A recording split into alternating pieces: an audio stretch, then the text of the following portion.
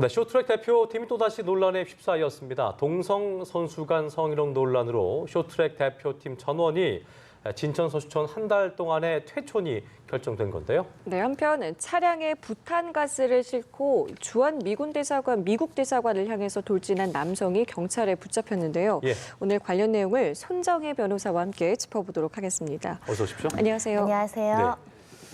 이게 뭐 조재범 전 코치 논란이 가라앉지 얼마 되지도 않은 것 같은데 쇼트트랙 팀에서 또다시 성희롱 논란이 불거진 모습입니다. 이번에는 보니까 동성 선수 간 성희롱인데 일단 내용부터 짚어볼까요? 예. 남성 선수가 남성 선수를 향해서 암벽 훈련을 하다 보면 손은 잡아야 되니까 거의 쓸 수 없는 상황이죠. 그렇죠. 그 상황에서 이제 바지를 내리는 행위를 통해서 속옷까지 벗겨짐으로 인해서 심각한 모멸감과 수치감을 느끼고 이 부분에 대해서 인권상담소에서 상담을 받고 있고 수면제까지 먹을 정도로 극심한 정신적인 스트레스를 받고 있는 상황이라고 하고요.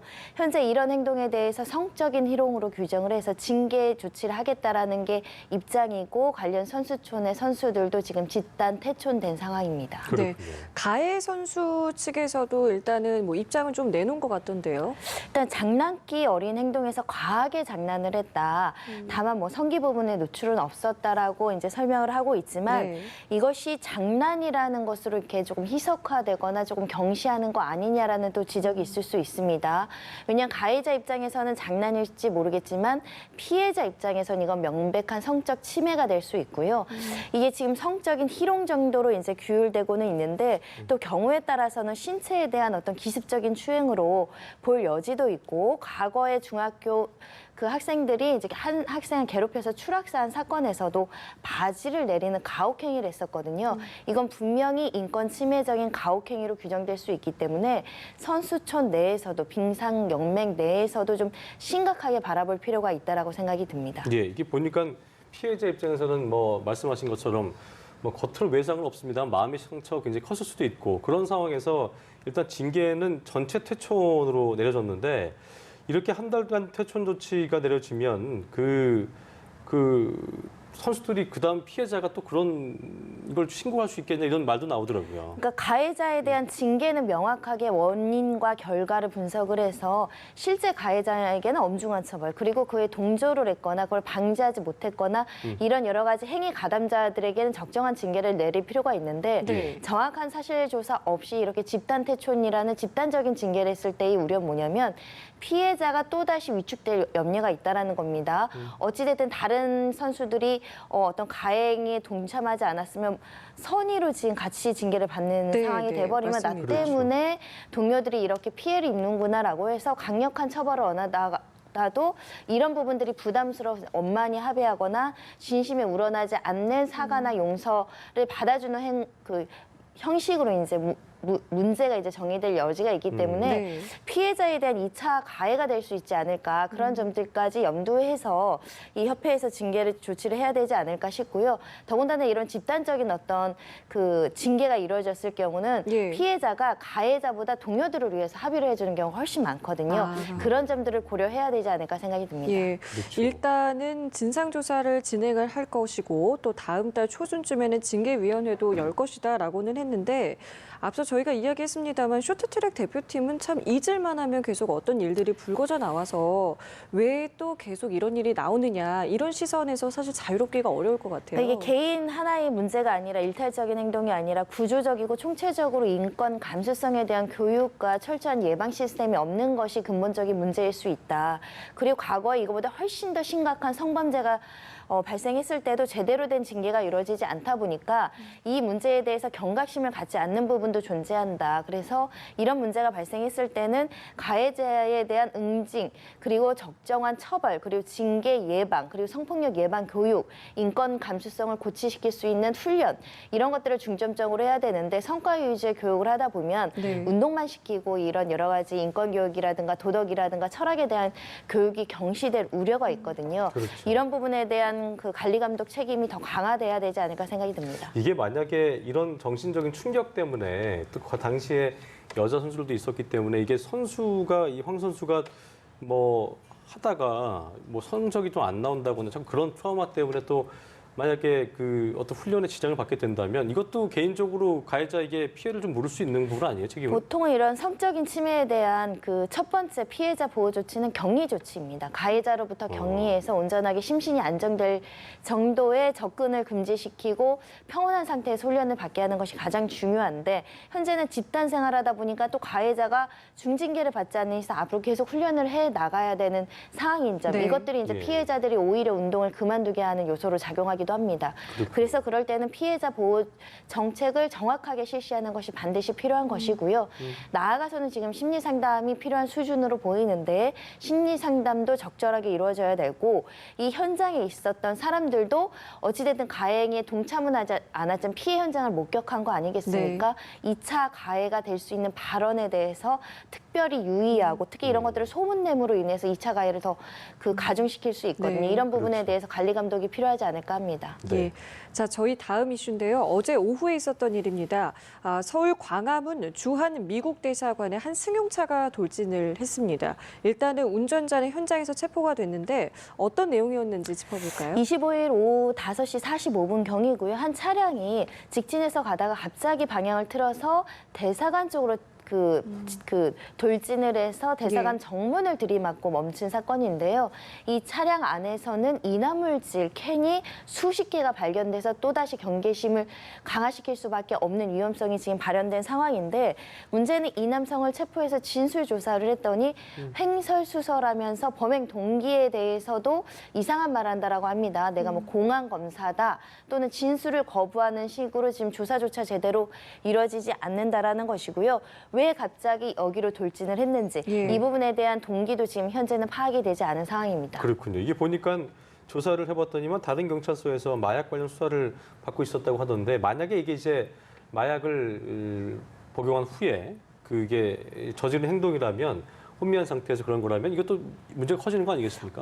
마약 범죄로 추가로 입건될 수밖에 없는 상황인데 다른 경찰서에서 이미 마약 혐의를 받고 있기 때문에 당연히 마약 검사를 실시할 예정이고요. 예. 간이 검사를 요청했지만 이 피의자 거부해서 영장을 받아서 지금 마약 검사를 실시한다라고 합니다. 예. 만약에 마약을 한 상태에서 저렇게 차를 들이받았다. 더군다나 대사관이라는 공적 기관을요. 재질이 굉장히 좋지 않고 재범 위험성이 굉장히 높다라고 평가될 여지가 있고요. 네. 마약을 해서 심신미약 상태에 빠졌다고 하더라도 감경해 줄 수는 없습니다. 스스로 이런 위험한 상태를 야기했기 때문인데요. 예. 실제로 어떤 정신질환이 있는지 또는 어떤 약물에 의해서 저렇게 비이상적인 행동을 한 것인지는 좀 검토할 필요가 있는데 앞으로 또 이제 트럼프 대통령도 와야 되고 예. 그렇죠. 과거에 또 미 대사관에 침입하려다가 실패한 사례들도 있기 때문에 경계 태세를 강화해야 된다라는 목소리가 높아지고 있습니다. 예. 만약에 지금 짚어주신 것처럼 정신질환일 경우에도 감경은 전혀 되지 않는 부분입니다. 전혀 안 된다라고 말씀드릴 거 없고요. 그게 어떻게 범행과 연관되어 있는지 그리고 통제력을 상실할 정도로 중증의 정신질환이고 예. 실제로 이 정신질환으로 인해서 이런 범행이 이루어진 것인지는 정신 감정이 있어야 되기 때문에 앞으로 수사나 재판 과정에서 철저하게 밝혀져야 되고 만일의 경우에 진술만을 믿고 내가 정신적인 어떤 문제가 있습니다. 이렇게는 정신질환을 인정해 줄 수 없기 때문에 수사기관이 그 부분도 인과관계를 확인할 것으로 예상이 됩니다. 재범 위험성 때문에 아까 이제 영장 신청되면은 뭐 구속될 가능성이 크다고 볼 수 있겠죠? 만약에. 현재로서는 지금 다른 사건으로 수사받은 사건도 있고요. 네. 도망갈 염려가 굉장히 크다고 보고 그렇죠. 있습니다. 그런 경우에는 구속영장이 발부될 가능성이 매우 높습니다. 알겠습니다.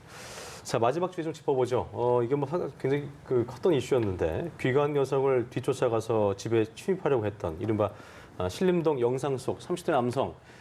일단 뭐 물리적으로 뭔가를 한 거 아니었기 때문에 강간 미수가 적용될 수 있느냐란 말이 많았었는데 혐의가 적용이 됐네요. 예. 일단은 검찰에서는 구속 기소를 하면서 그리고 법원에서도 구속영장이 발부가 됐습니다.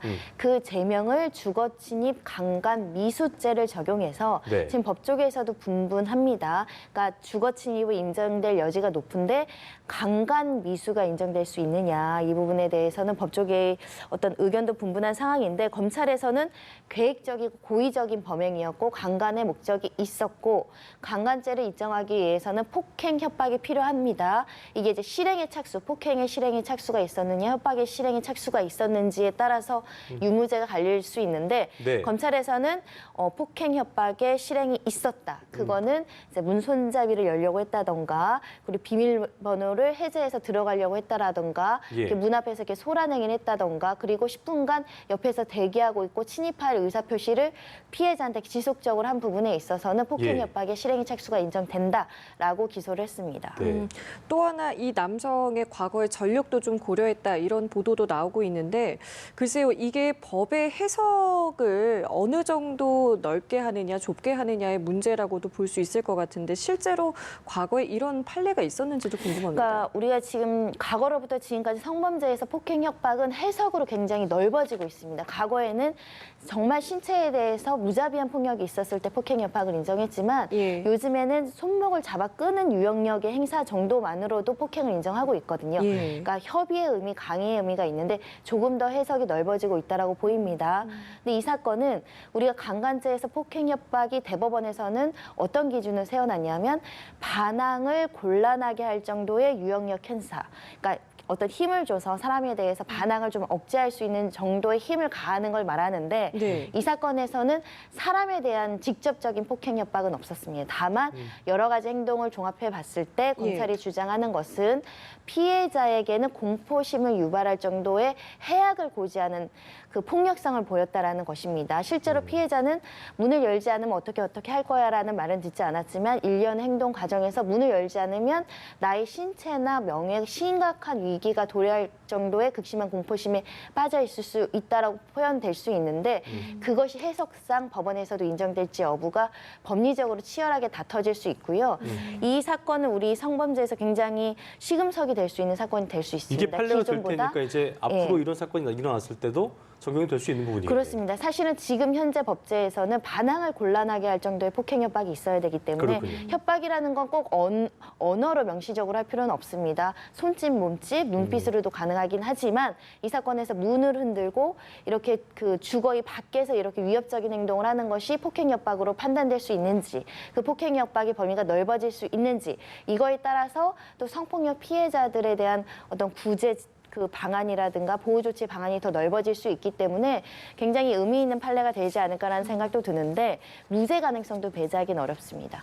그래서 현재 이건 입법으로 해결해야 된다라는 이야기가 있는 것이 강도죄는 예비죄, 음모죄를 처벌합니다. 예. 강도를 계획하는 것만으로도 처벌하는데 이 사건은 강간 예비 음모죄라는 건 없기 때문에 없군요. 서로 강간을 하려고 마음을 먹고 계획을 세웠다고 하더라도 법률적으로는 처벌할 수가 없는 겁니다. 입법의 미비로서 강간죄도 이 계획 단계에서도 처벌하자라고 지금 입법론도 대두되고 있는 상황입니다. 아까 얘기했던 대로 이제 물리적 행동으로 기준을 따지는 게 아니고 피해자의 공포심 이것도 적용이 되는 데 있어서 반항을 기준이 되어야 되는 곤란하게 거겠죠. 할 정도의 그렇죠. 어떤 힘을 작용하거나 언행을 하거나 이것이 기준입니다. 알겠습니다. 알겠습니다. 지금까지 주요 사건 이슈들 손정혜 변호사와 자세하게 짚어봤습니다. 오늘 말씀 고맙습니다.